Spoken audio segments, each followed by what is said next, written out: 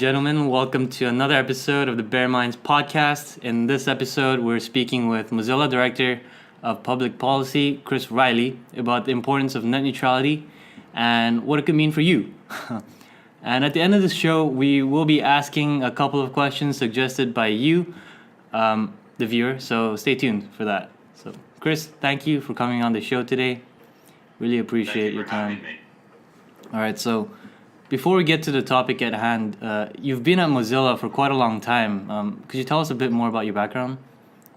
Sure. I have been at Mozilla for almost 4 years now, making it the longest that I've held a job in my entire life, which I'm proud of. Prior to Mozilla, I was at the United States Department of State working on the team that supported internet freedom and internet activists all around the world whose governments were trying to censor and surveil and repress their internet use.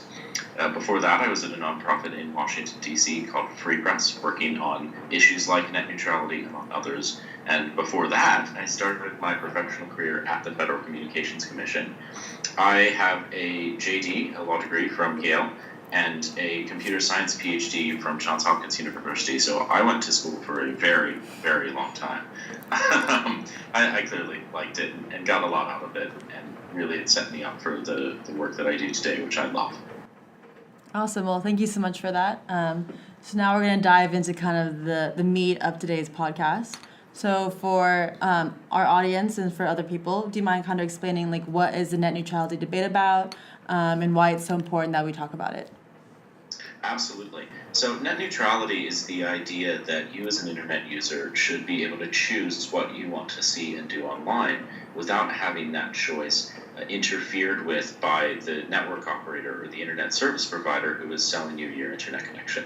This matters for a lot of different reasons. Number one, that you have so few choices for who you connect with in order to get online. The situation was different in the days of dial-up services, but today, if you are connecting from home, you're probably using a phone company like AT&T or a cable company like Comcast, as well as the wireless connection that you get on your phone.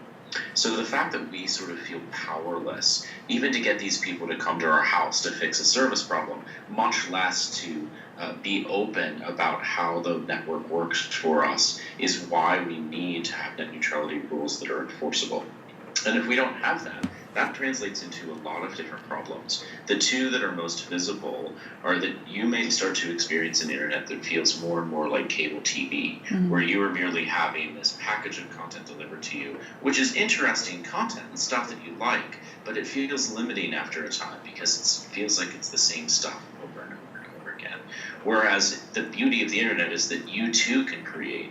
You can go online. You can make a video podcast. Yeah, exactly. You can be part of this ecosystem. And if we lose net neutrality, I'm worried about the future of that and about the internet being open to that. And the second part of it is that the internet is one of the most fertile environments for innovation that we've ever seen in the history of humankind. And net neutrality and the openness of the internet that net neutrality protects is fundamental for that spirit and that environment of innovation. Too often, net neutrality is portrayed as this battle between Goliaths like Comcast and Google. It's not actually about Google. It's about the next company, the next small company that doesn't yet have a team of people in DC lobbying for their interests. And protecting them and their ability to emerge is why we need to protect net neutrality. I think you already touched on this, but could you kind of develop more the argument for net neutrality and possibly the counter argument, like how people can defend, the con stance as well? Absolutely. And we're at an interesting time in this issue. I've been working on this issue personally for about 9 years. And what I've seen in those years is everyone today accepts net neutrality. They believe in net neutrality, and all around the world, people talk about the importance of protecting it. So the battle that we see in the United States today is less about net neutrality itself and more about how you protect it. And I and many others are very firmly of the belief that the expert U.S. government agency, the Federal Communications Commission, is the right body to pass clear rules to set guidance for this ecosystem and to enforce those to make sure that this is effectively protected. There are others who are looking to take away the FCC's authority, including the person and people in charge of the FCC right now, ironically enough, and to leave this in a fuzzier space with less clear government oversight and more flexibility to maneuver. And their arguments for that generally are that they want to see more and more investment by the network operators. They're teeing off of the fact that not everybody in this country has access to high-speed internet. And that assumption, that statement is correct. Not everyone has high-speed internet access right now. And that's a problem, and it's a problem we should work to fix. So the question is whether you adopt strategies that are tailored to addressing that problem, tailored to encouraging investment, or whether you risk jeopardizing the future of the internet by undermining strong, clear net neutrality rules under a thesis that says that interferes with investment. A thesis that, by the way, has never been proven in data. And in fact, net neutrality is generally correlated with increased investment rather than decreased, something you won't hear said very often these days. Awesome. Well, thank you for that. So we kind of want to get a context for where Mozilla stands in all of this. I know Mozilla is very active in the pro net neutrality standpoint. Do you mind kind of talking about the work Mozilla has done for this? Absolutely. We've been engaged on this issue actively since early 2014, when the prior set of net neutrality rules, the ones that were adopted in 2010, were struck down by the DC Circuit. We immediately engaged and expressed our reasons for concern, all of the things I've said, why internet users will face consequences, will face a more restrictive, less open internet, why internet innovators will not be able to create and enjoy the same fruitful environments. And we started working with the FCC that year and into the next year to help them shape the rules that ultimately got adopted in 2015. So Mozilla's engagement took the form of a lot of standard policy advocacy work. We went to DC, we met with government officials, we met with people who agreed with us on this issue, we met with people who disagreed with us on this issue, and we tried to make sure that it didn't get stuck, that this issue didn't fall into some of the traps that a lot of issues in DC fall into, where it's one side or the other, and it becomes this almost religious tension in a way that ultimately ends up being very unproductive. So what we tried to do throughout our engagement was shake that up a little bit, try to think outside the box and inject other ways of thinking about this, all derived from our perspective as both a technology company who cares about promoting innovation by smaller tech companies like ourselves, as well as a global community of people who care about use and love the internet. Because the unique thing about Mozilla is it's not just the staff who work for this corporate structure who contribute to it and who are part of Mozilla.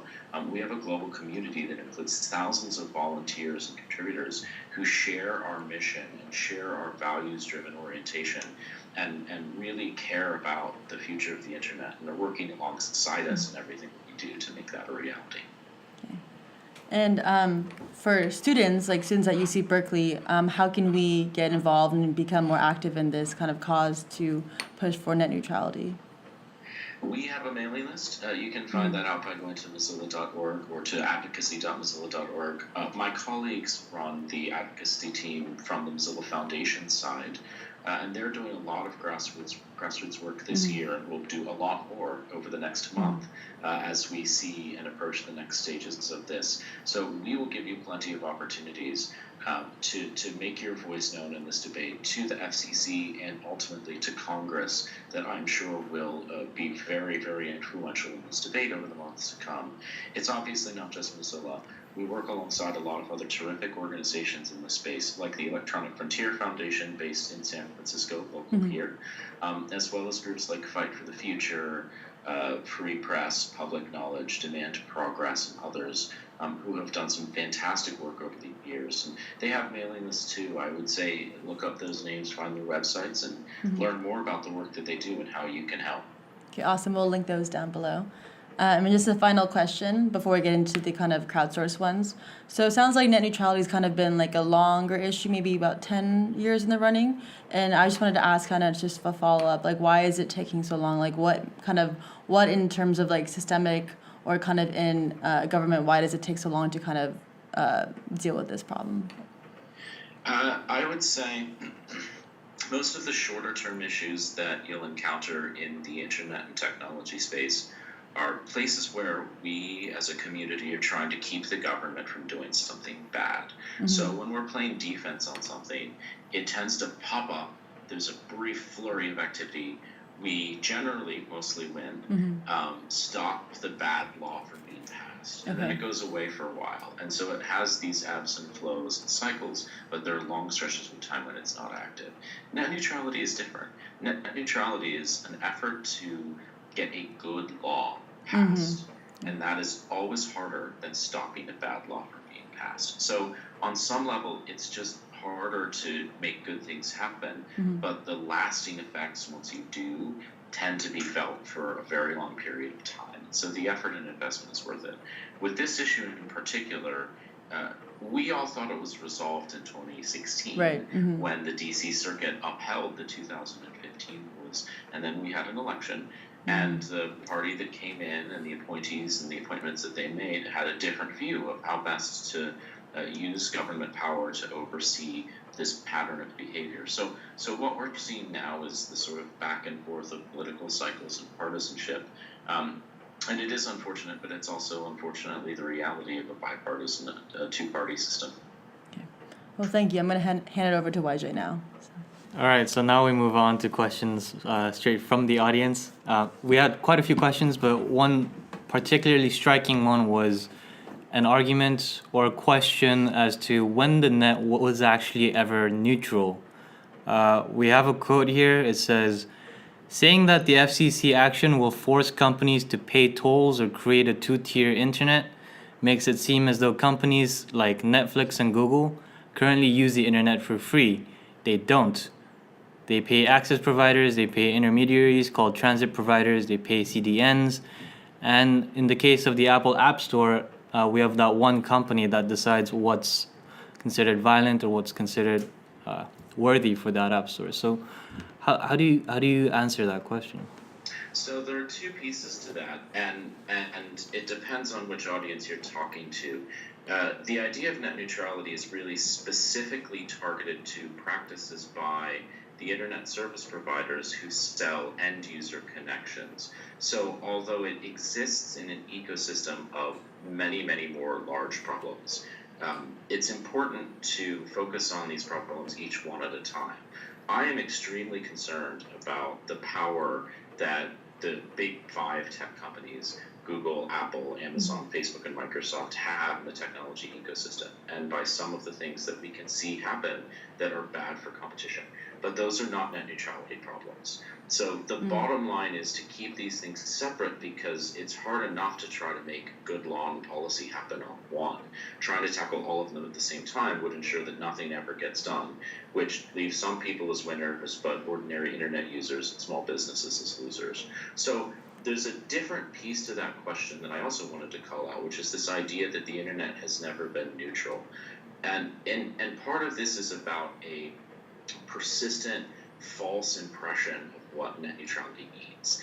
Net neutrality doesn't really mean everybody and everything is always equal, right? CDNs, content delivery networks, having multiple points of presence on the internet, there are a whole host of technology investment decisions that can be made that will always make it a little bit faster for you as a user to connect to some websites than others. That's not what net neutrality is about. As I said, it's specifically about how the ISP handles that traffic and whether it speeds some up, slows others down, blocks some, or tries to extract a new kind of toll for the use of that particular part of the network. So this idea of a pay-for-play, paid prioritization, that commenter is exactly right, that's not the only way that different companies pay for use of this network. It's about the fact that this is a new one that has never before been part of the pricing model of the ecosystem that throws everything at kilter. So I guess that does also lead us into the second question is, if this proposal were to become a law and net neutrality is sort of overturned, how do you think the big companies would react? It's so hard for me to think about this because I just can't imagine a world without net neutrality. I think what you would see if the FCC adopts an order that overturns the rules that are on the books, you would see two things happen. You would see court challenges filed immediately, and I would expect the technology industry, large and small, to be engaged in that court fight to try to restore these rules by overturning that order. And you would see Congress step in, and then I would hope and expect to see everyone engaging to try to make sure the law that comes out is good law that protects both net neutrality and also the ability of the professional expert government agency to make it a reality in practice going forward. So both of these, though, are sort of how would we act to get net neutrality back? And so if the question is what do we do in the world without net neutrality, I don't have an answer to you other than our society and our economy would suffer as a result. I think that's a good place to leave off. A bit of a fearmonger for our audience, but hopefully that will spur them into action more than being passive. Anyway, thank you so much, Chris, for being on the show, and we hope to have you back on, hopefully after the net neutrality debate has been sorted. Yes, I would love to come back and hopefully to talk about the next issue. Yeah, thank you so much again. We really appreciate it. Thank you. Take care. Thanks for having me. Thanks. Have a good one.